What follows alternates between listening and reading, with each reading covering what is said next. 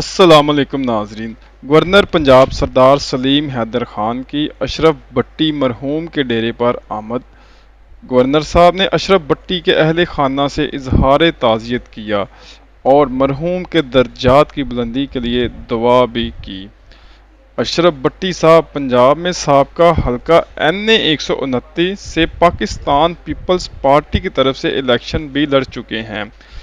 इस मौके पर मुकामी लोगों की भरपूर तादाद में शिरकत और अहले खाना और मुकामी लोगों ने गवर्नर साहब का शुक्रिया अदा किया और दुआ के बाद गवर्नर साहब ने प्रेस कॉन्फ्रेंस की जिसमें सहाफ़ियों के सवालात के जवाबात भी दिए। तो नाज़रीन आइए आपको गवर्नर साहब की प्रेस कॉन्फ्रेंस सुनवाते हैं। बिस्मिल्लाहिर्रहमानिर्रहीम। जैसा कि आपको पता है, अशरफ भट्टी साहब हमारे सीनियर नायब सदर थे लाहौर के, और वो अल्लाह को प्यारे हो गए। सब ने जाना है, सब के साथ ये होना है। तो उसी सिलसिले में मैं उनकी फैमिली के पास, उनके बच्चों के पास यहाँ आया था अफसोस के सिलसिले में दुआ करने। हमारा हक बनता था, हमारे वो बहुत ही सीनियर रहनुमा थे। अजीज़ुर रहमान चंद साहब हमारे प्रेसिडेंट, इनके साथ वो सीनियर वाइस प्रेसिडेंट थे। उनकी एक बहुत लंबी जदोजहद थी पाकिस्तान पीपल्स पार्टी के लिए, और उन्होंने अपनी सारी ज़िंदगी पाकिस्तान पीपल्स पार्टी को दी। और मैं खराज तहसीन पेश करता हूँ उनकी फैमिली को, उनके बेटों को, कि जो अपने वालिद का वो लगाया हुआ जो परचम है जुल्फ़िकार अली भुट्टो शहीद का, उसको उसी तरह से पकड़े हुए बिलावल भुट्टो के साथ खड़े हैं।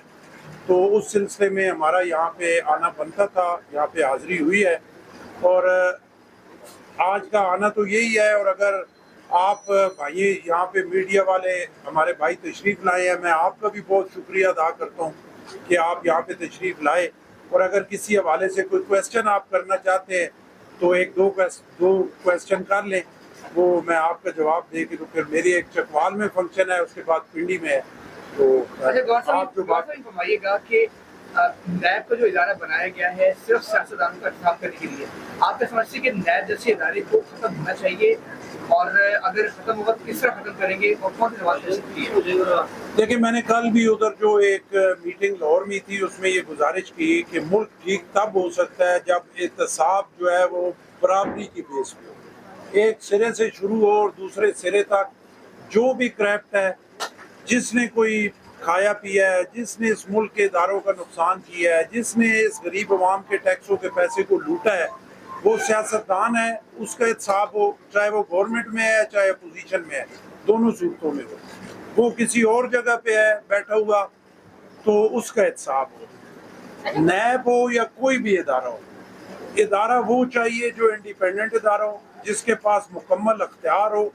अगर वो समझता है कि गवर्नर ने किसी तरीके से कोई किया है, उसको पूरी इंक्वायरी करके अगर वो इस फाइनल नतीजे पे पहुंच जाता है कि गवर्नर पंजाब या गवर्नर KP या किसी गवर्नर ने भी कोई इस तरह की हरकत की है करप्शन के हवाले से, तो उसे ये अख्तियार होना चाहिए कि वो गवर्नर हाउस के अंदर जाके उसका हिसाब कर सके। और जब तक सजा और जजा का अमल इस मुल्क में नहीं होगा, मेरा ये ईमान है, ये मुल्क ठीक नहीं होगा। अच्छा, तो ये बताइएगा, कल बानिया PTA चेयरमैन को शामिल कुरैशी को उनके केसेस में रिलीफ मिला है और बड़ी कर दिया गया है, क्या कहेंगे इसके पीछे किसका हाथ है? क्या एस्टेब्लिशमेंट के साथ कोई एग्रीमेंट होने जा रहा है, रिलीफ दिया जा रहा है उनको? देखिए, ये तो आप बेहतर बता सकती हैं, साफी सबसे ज्यादा यहाँ पे बाअसर भी हैं और आपको सारी खबरें भी हैं। तो जो एक फैसला है, अदालती फैसला है, उस पे किसी तरह मेरी एक आम शहरी होने की हैसियत से राय हो सकती है। वो राय अगर किसी होटल में मैं बैठूं, किसी गप शप में बैठूं तो वो दे सकता हूं, लेकिन यहाँ पे मेरे लिए मुनासिब नहीं है कि एक हाई कोर्ट का फैसला है उस पर किसी हवाले से मैं तबसरा कर सकूं। अदालतें जो हैं, आप समझते हैं अदालतें हो गया सर, हो गया सर राजपति साहब, आप में से कोई और? मेरा हो गया सर। IMF इस वक्त बजट करीब है और IMF जब आपको मशवरे दे रहा है कि आप चारों सूबों के मिलजुल के साथ आजाद कश्मीर के भी तरक्याती बजट जो है वो हमें अपने वोट से मुहैया करेंगे, हम इस चुंबल से कब निकलेंगे और हमें डिक्टेशन कब तक मिलेगी? देखिए, जब तक हम IMF के रहमो करम पे रहेंगे तो हम डिक्टेशन हमें मिलती रहेगी। जब हम अपने पाँव पे खड़े हो जाएंगे बहसीयत कौम, सबसे बड़ी जिम्मेदारी हम लोगों पे है कि जो ऊपर वाली सीटों पे बैठे हुए हैं, जब हम अपनी पॉलिसी ये ठीक करेंगे, जब अवाम को ये पता होगा कि सिर्फ नारे लगाने वाले, सिर्फ अच्छी बातें करने वाले और अमल करने वालों में बड़ा फ़र्क है, तो मेरा ख्याल है फिर IMF से जान छूट जाएगी। अवाम को भी जब इसका एहसास होगा और जो ऊपर ताकतवर तबका है, लीडरान हैं, सियासी जमातें हैं, उनको भी ये एहसास होगा कि ये हमारा मुल्क है और इसके लिए हमने स्टेट वे पॉलिसीज वो बनानी है जो इस मुल्क के लिए बेहतर हो। ये मेरा ख्याल है आखिरी fact finding committee Peoples Party ने बनाई है, इसके नतीजे क्या होंगे और क्या आपको लगता है किस पे फैक्ट फाइंडिंग पार्टी को नुकसान पहुंचाया है उन पर का एहसास होना चाहिए? फैक्ट फाइंडिंग कमेटी किस पे बनाई है?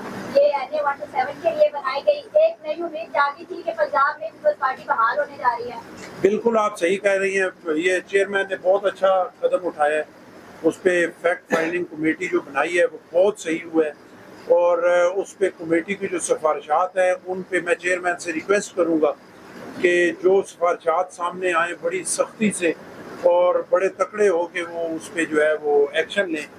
कि मैं अगर ये समझूं, मैं किसी की बात नहीं करता, मैं अपनी बात करता हूँ कि अगर मुझे पाकिस्तान पीपल्स पार्टी ने अटक के कोने से उठा के अल्लाह के रसूल औलाद रसूल की मेहरबानी के बाद पाकिस्तान पीपल्स पार्टी की क़यादत ने, जनाब आसिफ अली जरदारी साहब ने और जनाब बिलावल भुट्टो साहब ने मुझे एक कोने से उठा के गवर्नर हाउस के इस बहुत बड़ी सीट पे बिठा दिया है, तो फिर मेरे पे ये जिम्मेदारी ऐद होती है कि मैं अपनी पार्टी की केयर करूं और अपनी ज़मीर के आवाज़ के मुताबिक अपनी पार्टी की बेहतरी के लिए अपना हिस्सा डालूं। और अगर पार्टी ये समझती है कि मेरी किसी अमल से, किसी बदनीति से, किसी गलती से या किसी मैं ज़्यादा सख्त बात जो है वो न करूं, किसी और वजह से पार्टी का नुकसान हो रहा है, तो मैं समझता हूँ कि सबसे पहले मेरा हिसाब होना चाहिए और मेरे पे फैक्ट फाइंडिंग कमेटी बननी चाहिए और मेरे खिलाफ एक्शन होना चाहिए। तो जब अगर पंजाब पे किसी एक बड़ी जगह पे मुझे बिठाया, मेरे खिलाफ एक्शन को मैं वेलकम करता हूँ, तो फिर सब के लिए होना चाहिए। जैसे मैंने आपको पहले कहा, मुल्क के लिए भी और पार्टी के लिए भी सजा और जजा सबसे अहम अमल है। मुल्क भी तब ठीक होगा और पार्टी भी तब ठीक होगी। बहुत शुक्रिया।